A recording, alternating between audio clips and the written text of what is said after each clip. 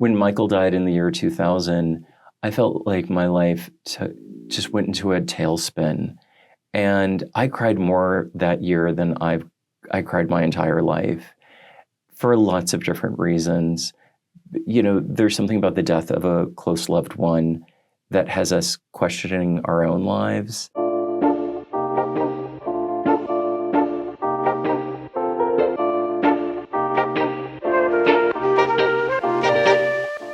I would like you to read one of the poems from the book.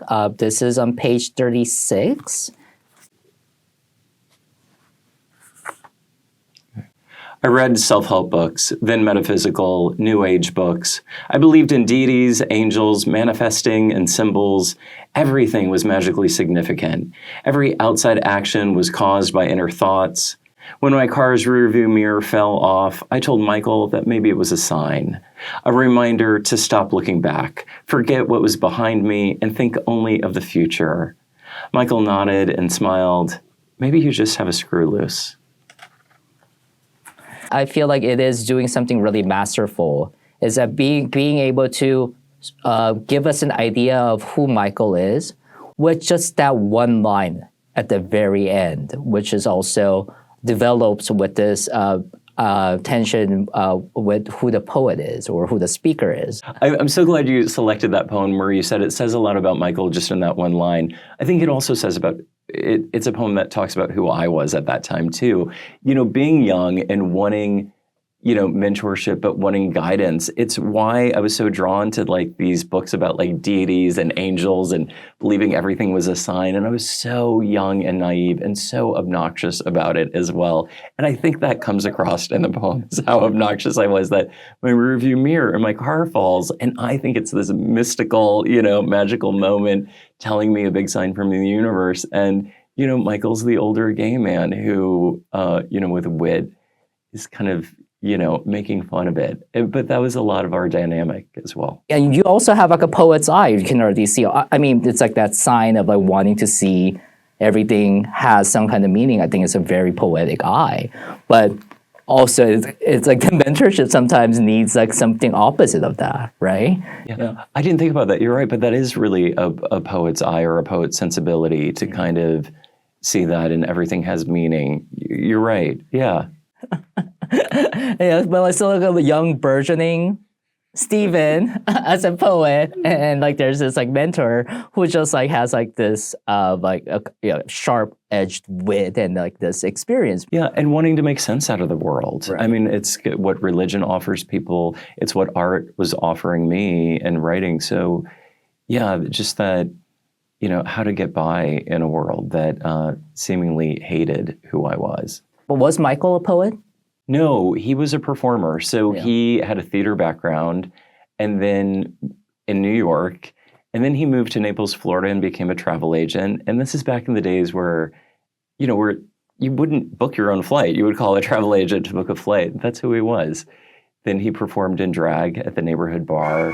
What was interesting is that drag at that time was not held in high regard, that drag queens were the entertainment at the bar, but they were not the men that you would date and definitely not the men that you would sleep with. So it was, you know, once again, this kind of outsider status of him. And he sang live, which is unheard of. You know, a lot of drag queens are lip syncing, but then he was singing live because he had this great voice and a theater background. Those kind of drag queens really paved the way for what came after. I mean, they have to do everything. They have to know how to sew, know how to sing, know how to dance. I mean, like, and they really had to have a lot of talents on their hands for them to even be respected or, you know, be, you know, performing for a unrecognized bar. I still remember the first time that Michael and I hung out together. He, one-on-one at least, that we sat at the bar and we drank White Russians. I had a fake ID at the time, which is why I was inside of the bar. White Russians were his drink of choice, and I haven't had a drink since Michael died. I haven't tasted a White Russian. But during that conversation, he said, you know, I remember he did this. He said, you know, you're cute. He said, just make sure you can back it up. Which was, you know, and I had some bravado. I was like, oh, I think I can. But I also, and then he continued to share that a lot of young gay men rely on their looks and they don't cultivate anything else. And that does not become, that doesn't age well.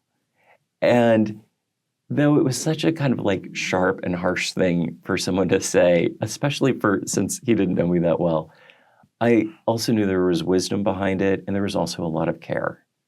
And that, I feel like that moment I was kind of like sold, like, oh, I want more and more of this man in my life. That's so amazing, because like another poem that I feel I really like saw like my mentor in one of her poems and in Michael was the other one where he talks about his job as a travel agent and basically saying, well, they can't fire me. They really need me too much. And that is somebody who really backed up his identity and his beauty and everything else with also real life skills. That's kind of like the same thing that like my mentor told me. It's like, by the way, if you're actually skilled at your job, you can get away with anything. But like before you actually develop that skill, you have to cultivate something. And that getaway thing that you're referencing, which is in the poem, is being gay. Mm-hmm. And that to be fired for your job just for being gay. But the thing is, if you're indispensable at your job, they're not going to. And I think that that's relatable to a lot of queer people or a lot of outsiders in any way that someone's othered, is to be valuable enough to where they need you. I would like you to read another poem from the book. This one is on page 47. I'm glad you selected this poem. It's about a man who I still remember his beauty, so yeah. I wasn't drunk, just desirous of the dark-haired photographer with big eyes and romantic accent. We fucked without abandon and regrettably without a condom. It wasn't a death drive, but rather a zest to live, and maybe a way to share more with Michael, but I didn't want to die like him. The next day, I made calls to my doctor, the GMHC, and the AIDS hotline, asked about what I had read about post-exposure prophylactics, the treatment for needle sticks and condom breaks. I hadn't had an accident, but a judgment lapse, and I hoped they still help me. The treatment so new, my doctor knew nothing, and my other calls got transferred from staff to staff. I was told I had less than 24 hours from exposure to take it, found the medication and dosage, called my doctor, begged for a script, rushed to the pharmacy across town that had HIV meds, waited in a long line. When I think of myself at 26, that's what I see. Cordless phone in my hand while I dialed for my life to live. What do you think about how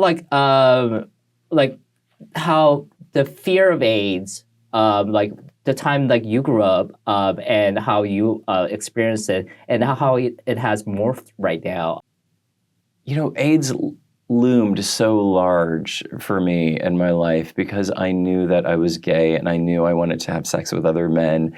And the one constant message on the news is that men who were having sex with men were going to die.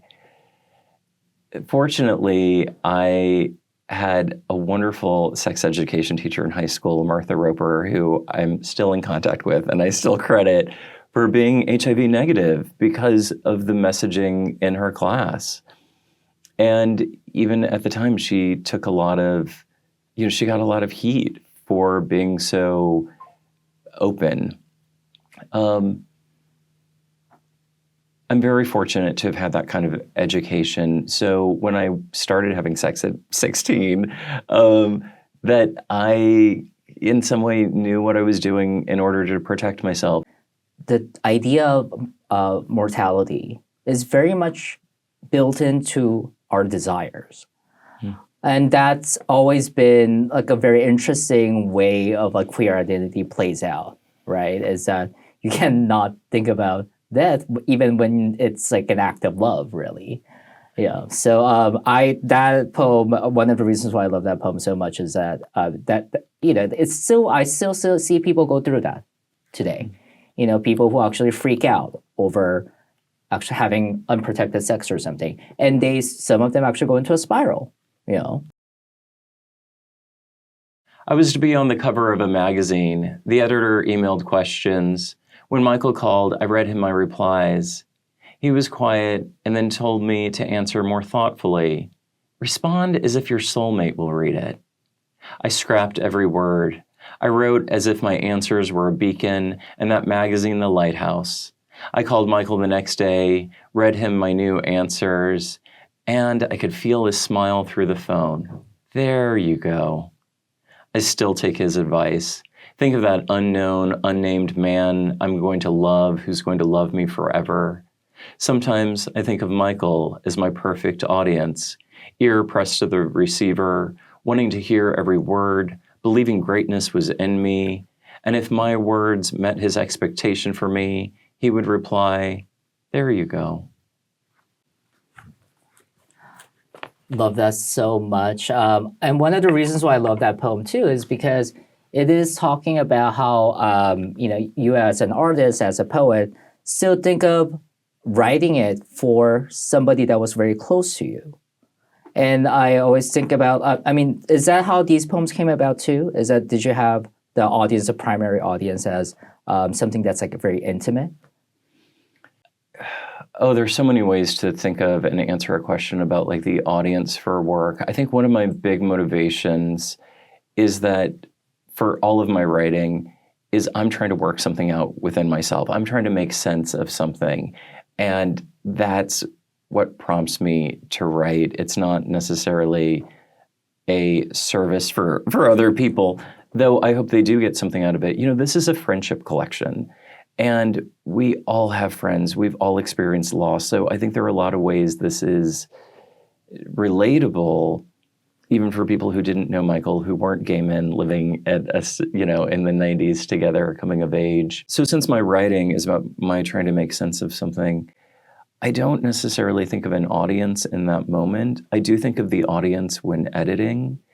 And with writing, Natalie Goldberg, who, famously wrote Writing Down the Bones, she talks about how a lot of people's motivation to write is to be loved. And in a way, I think that's a big motivator behind a lot of art. And I think it's why when artists receive a lot of success or they get into a healthy relationship, that their artistic output actually it's less. And I think that's because the thing that they went to art for, that need's been met. And it's nice that art got them there in the first place. But sometimes it takes more to keep the work and the production going.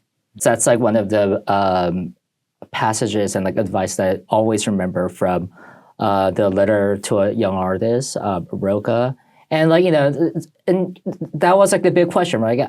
Hey, like when you start writing, like what do you do? And Roka's answer was like, well, primarily first when you write, if you're like a true writer, you write for yourself.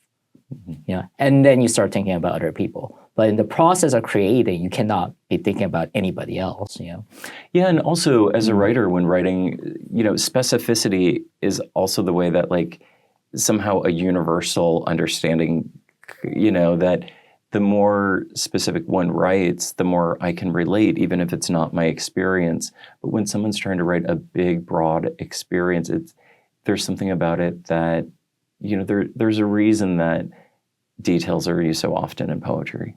Right, absolutely. I want you to read Stories of a Life, which is the last poem in the collection. Yeah, there are only 2 poems in this collection that have titles. All of the others don't. I didn't feel like they needed it, but this is a 17-part poem, and I titled it because I think that it, I don't know, it felt like it needed a title. The Stories of a Life. 1. Michael once accused me of doing my hair with a blender. 2. He was upset with his dog Daisy for pissing in the walk-in closet, but the soaked carpet made him realize it was his own, drunk from the night before. 3. Michael took me to his friend's birthday party, brought a very fancy lamp. Right before we walked up to the door, he said, "Oh, I'm going to have to put this lampshade on my head." And that's how he rang the doorbell. 4. 5 nights after a plane crash, a drag queen with a plastic airplane on her head threw paper airplanes into the audience while lip-syncing John Denver's Leaving on a Jet Plane. Michael tipped her $50. 5. Michael told me my dancing reminded him of Elaine from Seinfeld. 6. Michael roasted lamb to celebrate my associate's degree. He told me that with my degree and $1.25, I could get a cup of coffee. 7. I drank only White Russians with Michael, his drink of choice, and I haven't had one since. 8. Once in the galley parking lot, Michael narrated a drunk man's bumblings if he were Howard Cosell, describing every misstep and stumble until the man fell into the bushes. We laughed until the medics came. 9.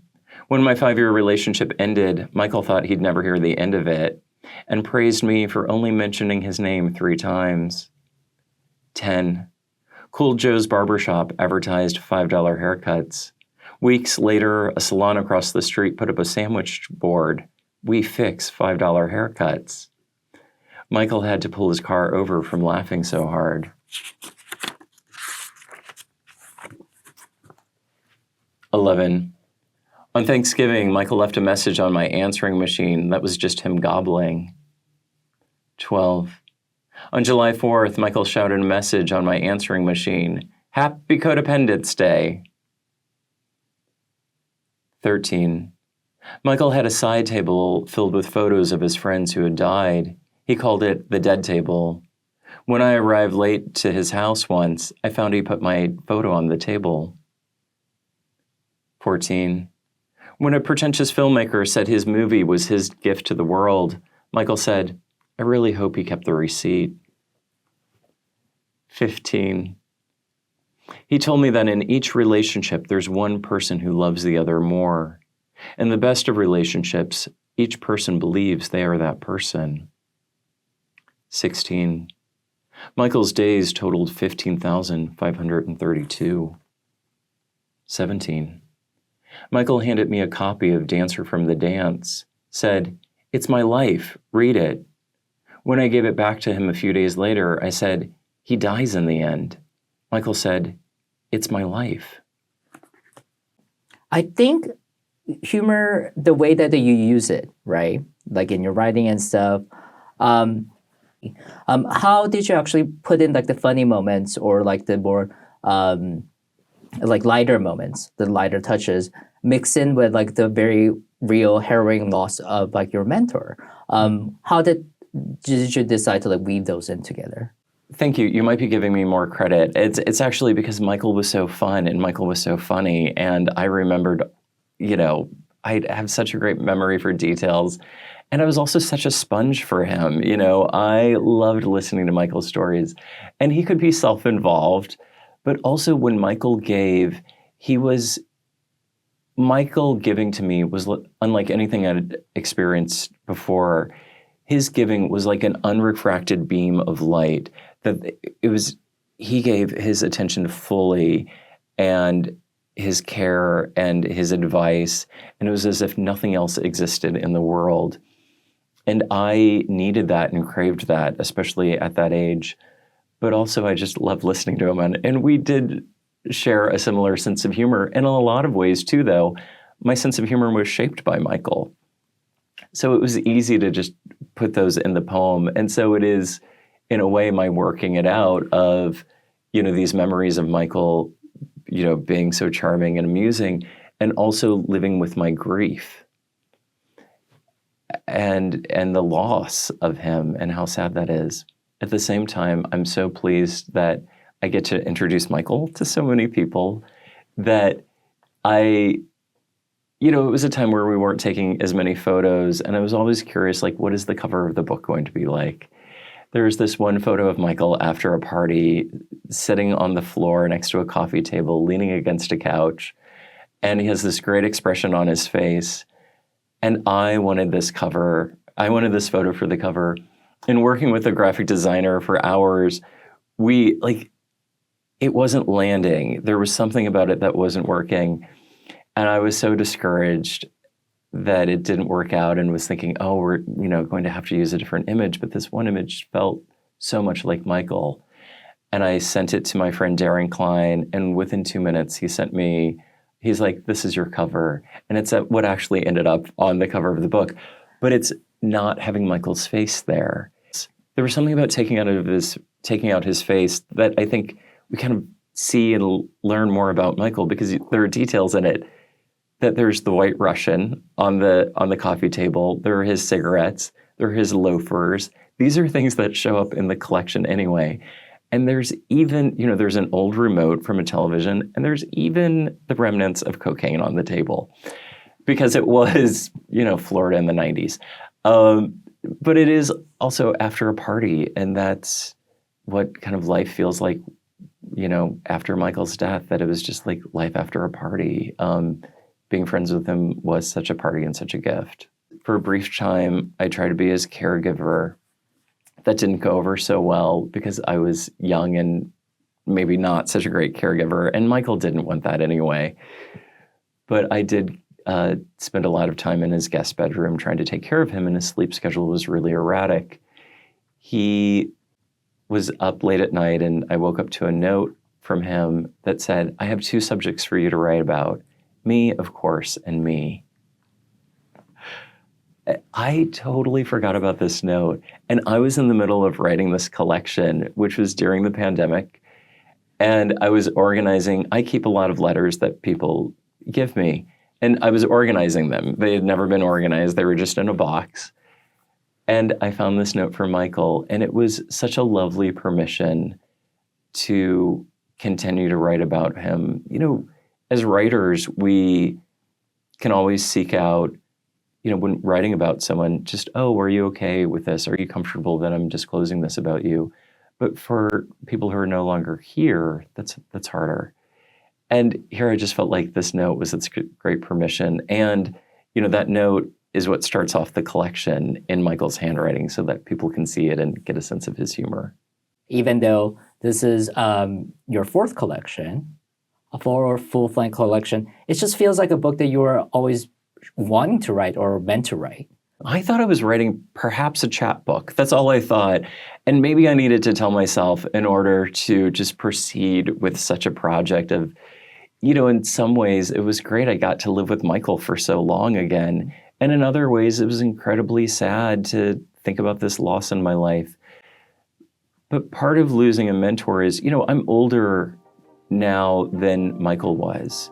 And so the person who helped me draw the roadmap for my life, I modeled so much after him. And so what is life like when we've outlived a mentor?